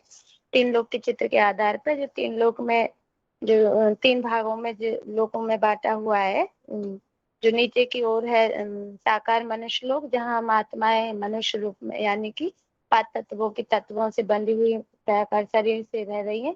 और बीच में जो दिखाया है 3 तबकों में 3 देवताओं को, तो वो 3 देवताओं की स्टेज बताई हुई है। वो सूक्ष्म तन है, और ऊपर की ओर जो दिखाया गया है वो परम धाम है, जो परमात्मा का घर है, जिसकी मान्यता यानी कि हर धर्म में है, जिसको मतलब गीता शास्त्र में भी उस धाम का वर्णन आया है, जिसके लिए आया श्लोक आया है कि ना तत् भाष्यते सूर्यो न शशांको ना पावका यत गत्वा निर्वंतन्ते तद धाम परमम मम। यानी कि जहाँ सूर्य चांद सितारों का प्रकाश नहीं पहुंचता, उस परे से परे धाम का रहने वाला हूँ। यानी कि भगवान उस परे से परे धाम का रहने वाला है, वहीं की हम आत्माएं सब रहने वाली हैं, क्योंकि जो बाप का घर होता है वही बच्चों का घर होता है। तो हम आत्माओं का पिता कौन है? परम पिता परमात्मा शिव, तो सुप्रीम सोल का वो परम धाम घर है, जिसके लिए हम ऊपर वाला भी बोलते हैं कि वो ऊपर वाला जाने, नीली छतरी वाला भी बोलते हैं। तो वास्तव में उस ऊपर वाले का वो घर परम धाम है, और वहीं से हम आत्माएं इस सृष्टि पर यानी कि पाठ बजाने आती हैं। और उस धाम की हर धर्म में मान्यता है, जैसे हम हिंदू लोग तो उसे परम धाम कहते हैं, और मुसलमान लोग उसे अर्श कहते हैं कि अर्श खुदा मतलब खुदा अर्श में रहता है, फर्श में नहीं। और जैनी लोग उसे तुरिया धाम कहते हैं, और अंग्रेज लोग उसे सुप्रीम एवोर्ड कहते हैं, और हम उसे मूल वतन भी कहते हैं, क्योंकि हम आत्माएं वहाँ मूल स्थिति में रहती हैं, और आत्मा एकदम शांत स्टेज में रहती है, इसलिए हम उसे शांति धाम भी कहते हैं। और हम आत्माएं यानी कि उस परम धाम से ही सृष्टि पे पाठ बजाने के लिए आते हैं। तो उसके लिए जो बताया ना कि श्लोक भी आया है ना कि अब वो लोग भूल रहे हो वो हाँ, ये श्लोक आया है, हम आत्मा यानी कि परम धाम से सृष्टि पर पाठ बजाने के लिए आती हैं। जो श्लोक है, अव्यक्तात् व्यक्त सर्वा प्रवर्ती है राग में रात्रांति प्रियंते तत्रैव अव्यक्त संग के, यानी कि हम आत्माएं उस परम धाम से सृष्टि पर आती हैं। जब रात्रि होती है तो हम यानी कि उस परम धाम में चली जाती है, और जब दिन होता है तो इस सृष्टि पर पाठ बजाने के लिए आती है। तो वास्तव में हम आत्माएं सृष्टि रूपी रंगमंच पे पाठ बजाने के लिए आती हैं, जिसके लिए शेक्सपियर वैज्ञानिक ने भी कहा था कि ये सृष्टि एक रंगमंच है, और जिस पर हम आत्माएं सब किरदार हैं, यानी कि हम आत्माएं सब अपना अपना पार्ट बजाते हैं। कोई जैसे बहू कोई सास का रोल निभाती है, कोई माता पिता का, कोई बहू का, कोई बेटी का। तो हम आत्माएं सब इस सृष्टि पे नाटक कर रहे हैं, परंतु हम आत्माएं जब इस सृष्टि पे एक बार आ जाती हैं तो आने का तो रास्ता हमें पता है, परंतु हम आत्माओं को जाने का रास्ता नहीं पता है, क्योंकि ये सृष्टि एक भूल भुलैया है, और इसी सृष्टि पर हम भूल भुलैया में आके भटक जाते हैं। जैसे नाटक होता है, तो नाटक में जैसे नाटक करने वाले होते हैं, उन्हें तो पता रहता है कि नाटक जब खत्म हो जाएगा तो हम अपना रोल निभा के अपने घर जाएंगे, परंतु हम आत्माएं जो ऐसे थोड़े समय के जो नाटक के जो हमें किरदार मिले हुए हैं, हम इनको ही अपना समझ के इनमें ही फंस जाते हैं, और हमें जाने का रास्ता नहीं पता रहता है। तो वास्तव में जो बताया है कि हम आत्माएं इसी रंगमंच पे यानी जन्म लेते लेते नीचे गिरते जाते हैं। तो फिर बताया कि जो आत्माओं का जो झाड़, जैसे आत्माओं का जो चित्र में ऊपर जो बिंदी बिंदी रूप में झाड़ दिखाया है, उसी रूप में जो नीचे सृष्टि रूपी एक झाड़ दिखाया है, उसके लिए भी गीता में श्लोक आया है कि ऊर्ध्वमूलम अधोशाखा अश्वत्थः प्रहव अव्ययम्, यानी कि जिसका जो बीज है वो ऊपर की ओर है, और जो झाड़ है वो नीचे की ओर है। तो वास्तव में जो हाँ आत्मा ऐसे ही उसी जो झाड़ का जो क्रम है, वो आत्मा का एक जो आत्माओं का जो झाड़ है और जो मनुष्य सृष्टि का जो झाड़ है, उसका भी एक कनेक्शन है। जैसे आत्माएं जो बिंदी रूप में जो दिखाई है, एक सेटिंग में जो दिखाई है कि जो मतलब ऊपर की ओर कम है, नीचे की ओर जैसे झाड़ विस्तार को है, ऐसे ही हम आत्माएं जो मतलब वो एक क्रम बताया है कि आत्माएं जो श्रेष्ठ कर्म करने वाली जो आत्मा है वो ऊपर की ओर भगवान के नजदीक यानी शिव के नजदीक दिखाई गई है, और जो नीचा कर्म करने वाली या निष्कृष्ट कर्म करने वाली है वो नीचे की ओर विस्तार रूप में दिखाई है। तो उसी क्रम से हम आत्माएं मानिए कि इस सृष्टि पर कर्म करने आते हैं कि जैसे जो श्रेष्ठ श्रेष्ठ जो आत्मा है, वो जितनी श्रेष्ठ आत्मा होगी वो उतने ही श्रेष्ठ युग में यहाँ नीचे हम पाठ बजाने आती है। तो जैसे जो एक क्रम भी बताया है कि जैसे ऊपर की ओर जैसे आत्मा का जो क्रम होता है परम धाम में, वो भी ऐसे होता है। जैसे ऊपर की ओर शिव के नजदीकी आत्माएं जो होती है वो मनुष्य आत्माएं होती है, फिर जीव पशु पक्षियों की आत्माएं होती है, उससे नीचे फिर कीटाणु जो भी कीट पतंगों की, उससे नीचे फिर पेड़ पौधों की। तो वास्तव में जो एक क्रम बताया हुआ परम धाम में, तो उसी क्रम से हम आत्माएं सृष्टि पे आती हैं। तो जब आत्माओं का एक क्रम है, तो उसी क्रम से जब आत्माएं हम अपनी यानी कि एक वो मतलब अपनी एक आत्मा की चैतन्यता का एक वो बताया है कि जितनी आत्मा चैतन्य होगी वो उतनी ही ऊपर की ओर होगी और उतनी ही श्रेष्ठ युग में उतरती है। तो वास्तव में जैसे दुनिया में जो मान्यता है कि आत्मा 84 लाख योनियों में जाती है, तो ये बात गलत है, क्योंकि हम जिस क्रम से आत्माएं परम धाम में होती हैं उसी क्रम से हम अपनी अपनी योनियों में ही जन्म लेती हैं, ना कि 84 लाख योनियों में जाती है। आत्मा तो 84 ही जन्म लेती है। हम जैसे दुनिया में तो ये मानते हैं कि कोई भी जैसे पाप कर्म करते हैं तो मतलब कोई भी पाप कर्म करते हैं तो जानवर योनि में जन्म लेना पड़ता है, परंतु ऐसा नहीं है। भगवान ने आके बताया कि अगर हम आत्माएं अगर पाप कर्म कोई भी पाप कर्म करे तो जानवर योनि में जाए, तो वास्तव में आज की देखा जाए तो आज दुनिया मतलब ये जो भी दंड विधान सुविधा बनाई है, जो भी जेलें बनाई हैं, जो भी कोर्ट कचहरी आदि बनाए, तो इनकी जरूरत नहीं होती। और अगर ऐसे ही होता कि जैसे बताते हैं कि एक ही जन्म मिलता है मनुष्य का, तो वास्तव में हर मनुष्य आज सुखी होना चाहिए और अगले जन्म जैसे कोई भी पाप करेगा तो अगले जन्म में वो जानवर योनि में जाके भुगतेगा, परंतु ऐसा नहीं है। क्योंकि आत्मा जो है एक बीज है, तो वो मनुष्य आत्मा का बीज है, तो मनुष्य आत्मा का जो बीज है वो मनुष्य का ही जन्म लेता है।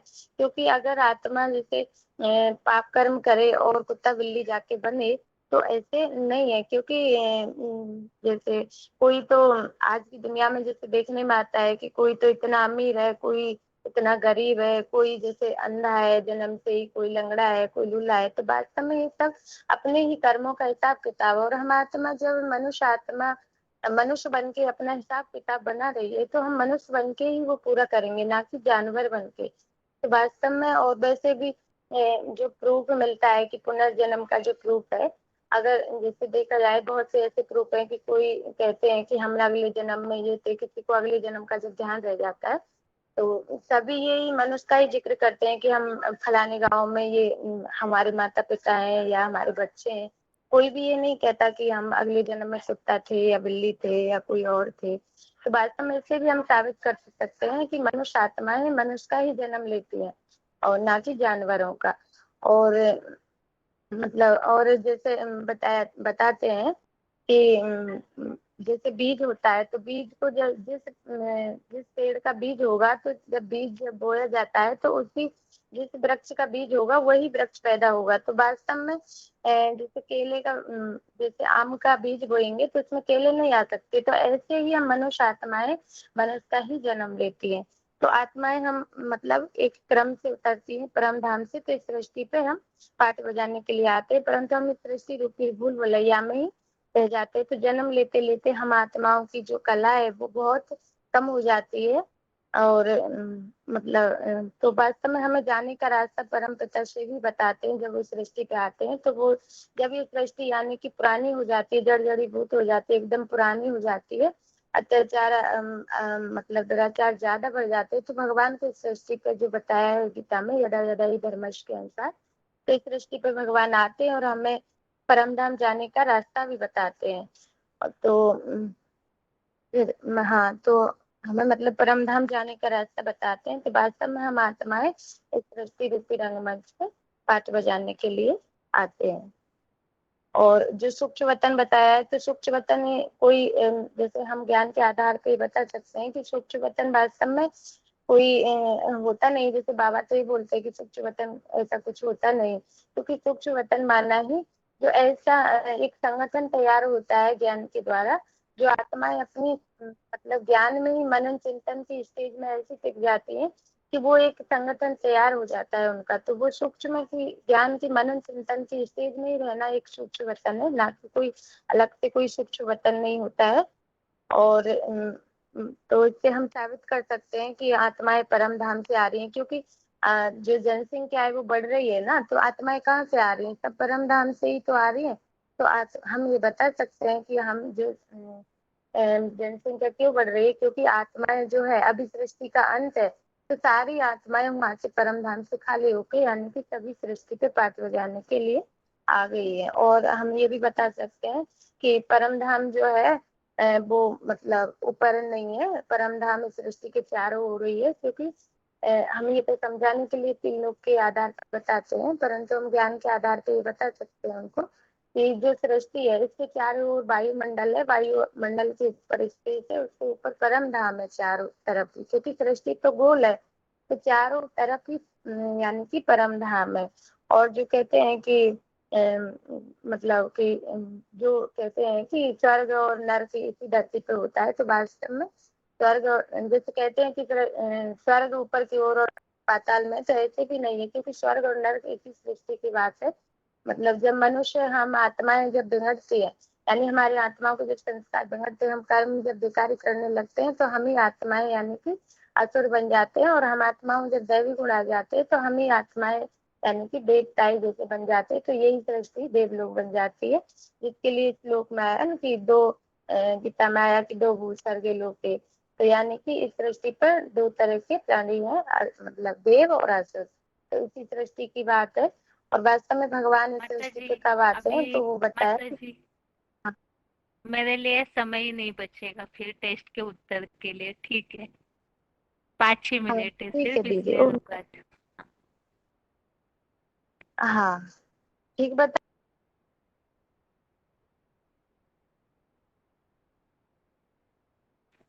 हेलो। ना कोई बात नहीं दीदी, वो कह रही मैं ठीक बताया। हाँ हाँ हाँ ठीक है माता जी। मैंने इसमें से सृष्टि चक्र अलग करना जरूरी है, नहीं तो बहुत लंबा हो जाता है, इसीलिए। वैसे 84 जन्मों का हाँ जो है वो भी एक अलग टॉपिक कर सकते हैं इसमें।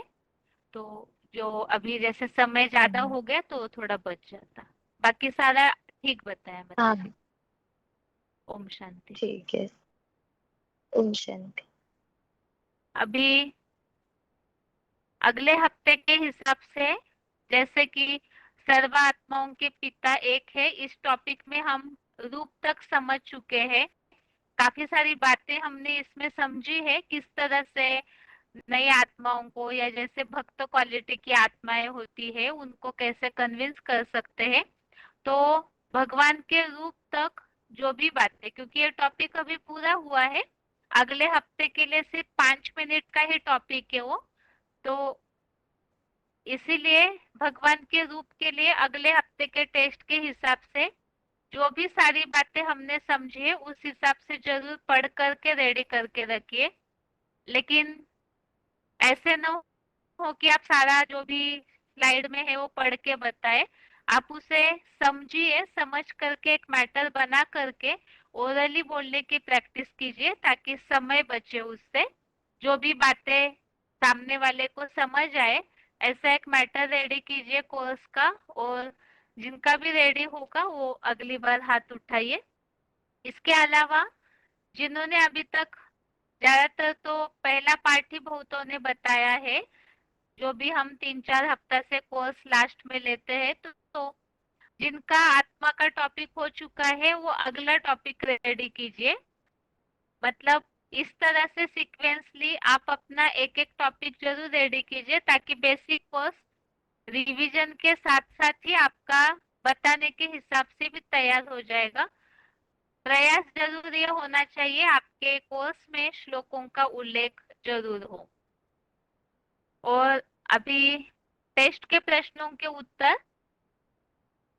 सबसे पहले ये पूछा था कि यहूदियों में जो अग्नि की मान्यता है, तो हिंदू धर्म में वो मान्यता किस तरह से है। गीता के भगवान में टॉपिक हम इस तरह से समझ रहे थे कि जो परम पिता का एक व्यापी स्वरूप है शिवलिंग, तो उस स्वरूप की मान्यता हर धर्म में किस तरह से है। अब हर धर्म में कोई ज्योतिर्लिंग ही बना हुआ है ऐसे नहीं, लेकिन ज्योतिर्लिंग जो माता पिता की यादगार है, तो वही रूप की मान्यता हर धर्म में है। तो खास जो गीता का भगवान है और वो एक व्यापी स्वरूप भी है परम पिता का, वो सर्वमान्य है। इसे ही हम प्रूफ करने के हिसाब से उदाहरण समझ रहे थे। तो जो अग्नि का उदाहरण समझा है कि अग्नि वास्तव में पवित्र होती है, प्रकाशित करने वाली होती है, हमेशा ऊपर की ओर जाने वाली होती है, ऐसे हमने पिछले क्लास में समझा है। यहाँ पर यहूदी लोग जिस अग्नि को मानते हैं यहोवा के रूप में पूजनीय मानते हैं, तो हिंदू धर्म में भी पुराने समय से ही अग्नि ही रुद्र है ऐसे माना है। रुद्र के लिए हमने इसके पहले भी समझा है, रुद्र वास्तव में शंकर महादेव के लिए कहा जाता है, और वेदों में भगवान के लिए रुद्र कहा हुआ है। भगवान के रूप में रुद्र को मान्यता दी हुई है। और वेदों के पहले भगवत गीता है, तो जरूर भगवत गीता में भी भगवान गीता ज्ञान दाता भी परमपिता शिव ही शंकर के द्वारा अर्थात वो रुद्र ही गीता ज्ञानदाता भी है और उन्हीं की मान्यता अग्नि के रूप में हिंदू धर्म में बहुत है। जैसे यहूदी मानते हैं वैसे हिंदू भी पुरातन काल से ही मानते हैं। जो हमने उल्लेख देखे थे शतपथ ब्राह्मण में अग्नि वे रुद्र यो वे रुद्र सो अग्नि, तो ये जो छोटे छोटे उल्लेख है संस्कृत के, तो जो याद रख सकते हैं तो ऐसे छोटे छोटे जो उल्लेख है वो याद रखने चाहिए। बड़े बड़े श्लोक जैसे यजुर्वेद का जो श्लोक अग्नि के लिए देखा था हमने, अग्नि ओम हृदय नाशिन ओम हृदय अग्नेन पशुपतिम, ऐसा जो लंबा श्लोक है तो वो भले याद न रहे लेकिन इसमें जो शुरुआत के वाक्य है जिसमें अग्नि का उल्लेख आया है, ऐसे कुछ कुछ शब्द याद रखने चाहिए ताकि हम औरों को समझा सके। और अथर्ववेद में भी रुद्र को अग्नि कहकर नमन किया है। तो जो ये पुरातन ग्रंथ है हिंदुओं के, हर जगह हिंदू धर्म में अग्नि की मान्यता है। और इसमें और एक टॉपिक जो हमने देखा था वैदिक परंपरा में, जब अग्नि को अग्नि मान्यता प्राप्त है तो वो जो अग्नि है उसको वैदिक परंपराओं में जब अग्नि जलाई जाती थी यज्ञों के लिए, तो जो लकड़ी घिस करके अग्नि निर्माण की जाती थी, एक पड़ी हुई डंडा और एक खड़ा डंडा लंबा सा, अर्थात दो लकड़ी जब विपरीत दिशा में घिसेंगे घर्षण से अग्नि निर्माण होती है। तो ये उदाहरण यहूदियों में किस तरह से पाया जाता है, क्रॉस का चिन्ह। क्रॉस के चिन्ह में भी एक खड़ा डंडा और एक पड़ा हुआ डंडा, अर्थात ज्योतिर्लिंग में भी एक आधार है माता परम ब्रह्म, जो कि शंकर जिनके तन का आधार परम पिता लेते हैं जो कि परम ब्रह्म है, और परम पिता शिव जो पिता है। तो ये ज्योतिर्लिंग स्वरूप की यादगार ही यहूदियों में इस तरह से क्रॉस के चिन्ह के रूप में मानी जाती है। और ये जो परम ब्रह्म है वही शंकर महादेव, वही रुद्र है और वही अग्नि भी है, योग अग्नि का रूप धारण करते हैं, ऐसे पवित्र भी है। इसके अलावा और एक टॉपिक हमने यह समझा, जो प्रश्न इस तरह पूछा था कि बाइबल में जो परम पिता का स्वरूप मान्यता दी हुई है उसका भगवत गीता में क्या उल्लेख मिलता है। तो जो उल्लेख है भगवान लाइट है और उसमें अंधकार है ही नहीं। तो यहाँ तो श्लोक दिया हुआ नहीं है क्योंकि ये गीता के भगवान का मैटर है, तो इसीलिए यहाँ बीच में श्लोक नहीं दिया, क्योंकि जैसे कि वैसे मैटर लिया है।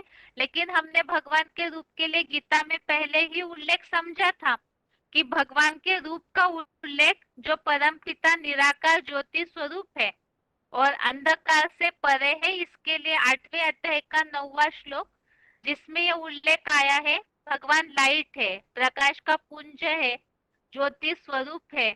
तो उसके लिए 8वें अध्याय के 9वें श्लोक में है, लाइट के लिए आदित्य वर्णम, सूर्य की तरह प्रकाशमान, सूर्य की तरह वर्ण वाले, अर्थात बहुत प्रकाश है उनमें, और अंधकार है ही नहीं, तो इसके लिए तमसः परस्तात्, अर्थात अंधकार से परस्तात् अर्थात परे है। ऐसे ही ज्योतिषामपि तज्ज्योति, इसमें 13वें अध्याय का 17वां अध्याय 13 का श्लोक नंबर 17, इसमें भी ज्योतियों की ज्योति है, बहुत प्रकाशमान है। ज्योतिषामपि तज्ज्योति तमसः परम उच्यते, अर्थात तो ऐसी ज्योति है जो अंधकार से परे कहा जाता है, तमसः परम उच्यते। दूसरा उल्लेख जो बाइबल में मिलता है, जो पुराना वर्जन है बाइबल का, बाइबल ओल्ड टेस्टमेंट, इसमें भगवान को सत्य का स्वरूप माना गया है, सच्चाई ही ईश्वर माना है। और ऐसे ही हिंदू धर्म में भी सत्यम शिवम कहते हैं, और भगवान के स्वरूप जो कि राम नाम सत्य है कहा जाता है, सत्य नारायण को भी सत्य कहा जाता है। तो इन्होंने भी परमपिता शिव से ही ऐसे गुण ग्रहण किए हैं जो कि उनके नाम के आगे सत्य कहा जाता है। तो ये परमपिता के नाम सत्य, शिव जो है और सत्यता कैसे प्रकट होती, तो साकार के द्वारा ही प्रकट होती है। तो इस तरह से सत्यम शिवम सुंदरम भगवान का ये स्वरूप बाइबल में भी उल्लेखित है। अर्थात यहाँ जो एक व्यापी स्वरूप है वो हर धर्म में मान्यता प्राप्त है। और अगला हमने ये समझा था गुरु नानक सिख धर्म के लिए, जो वो कहते हैं अकाल मूर्त और सदगुरु अकाल बहुनाम, निरंकार निराकार ये भी कहा जाता है, ओम एक ओमकार निराकार। तो ओमकार तो हिंदू धर्म में भी मंत्रों में पूजा पाठ में भी ओमकार के स्वरूप की बहुत मान्यता है, भजनों में भी। तो वही सिख लोग भी जरूर इस बात को मानते हैं, तो इसीलिए ही उनके इसमें भी ये मान्यता है। और अकाल मूर्त जो कहा हुआ है, अकाल तख्त बना हुआ है सिखों में गुरुद्वारे में, अमृतसर में विशेष। तो वो अकाल तख्त अकाल मूर्त का है, जो मूर्त अर्थात जिसका मृत्यु नहीं होती, विनाश को नहीं पाता। तो वो तो महादेव के लिए कहा है, और कोई देवता नहीं जो अमरनाथ हो या अकाल मूर्त हो। तो वही जो शंकर का साकार स्वरूप है। हिंदू धर्म शास्त्रों में जो हरिवंश पुराण का उल्लेख हमने देखा था, बहुरूपश्च ऐसा उल्लेख आया है। और सिखों में बहु नाम के रूप में जो उल्लेख आया है, तो बहुरूप वो भी निराकार के तो नहीं हो सकते, क्योंकि वो तो बिंदी है, अरूप है। तो अनेक रूप धारण करने वाले ये भी शंकर जो शिव समान बनते, तो वो 11 रुद्र स्वरूप में एक उनका बहुरूप भी कहा हुआ है। और ये तो गीता के भगवान के टॉपिक संबंधी जो बातें हैं। और इसके अलावा सर्व आत्माओं के पिता इस टॉपिक में हमने सारे मंदिरों के नाम सहित अर्थ समझे थे। पशुपतिनाथ पशुओं को नाथने वाला, अमरनाथ अमर बनाने वाला, विश्वनाथ सारे विश्व का नाथ, बबुलनाथ कांटों को फूल बनाने वाला। तो ये जो मान्यता है ज्योतिर्लिंग की हर गांव गांव में, शहर शहर में, तो ये भगवान का ही स्वरूप है जो सर्वमान्य है। और इसीलिए ही भगवत गीता में ये सर्वमान्य है, तो जरूर ऊंचते ऊंच है, इसीलिए तो सभी मानते हैं उन्हें। इसीलिए भगवत गीता में 7वें अध्याय का श्लोक आया है कि मेरे से श्रेष्ठतर अन्य कुछ भी नहीं है। और जो श्वेताश्वत उपनिषद में उल्लेख आया है कि उनका कोई उत्पत्ति करता नहीं, न उनका कोई स्वामी है। और इसी स्वरूप की हर धर्म की मान्यता जो हमने कल शॉर्ट में समझी थी। तो ये आज के टेस्ट के प्रश्नों के उत्तर हो गए हैं। ये जो अलग अलग धर्मों की मान्यता गीता के भगवान में भी हम देख रहे हैं, साथ में सर्व आत्माओं के पिता के टॉपिक में भी। दोनों में एक ही अंतर है, गीता के भगवान में जो परम पिता का साकार स्वरूप है, उनके लिए हर धर्म में किस तरह मान्यताएं हैं, इसके द्वारा हम समझ रहे हैं। और डायरेक्ट वालों को तो जो बेसिक कोर्स करते हैं उन्हें बात डायरेक्ट तो नहीं बताएंगे हम। वैसे जब शिव शंकर में अंतर स्पष्ट किया जाता है यदि, तो साथ ही साथ ये सर्व आत्माओं के पिता इस टॉपिक के द्वारा गीता के भगवान की बात को ही क्लियर कर सकते हैं।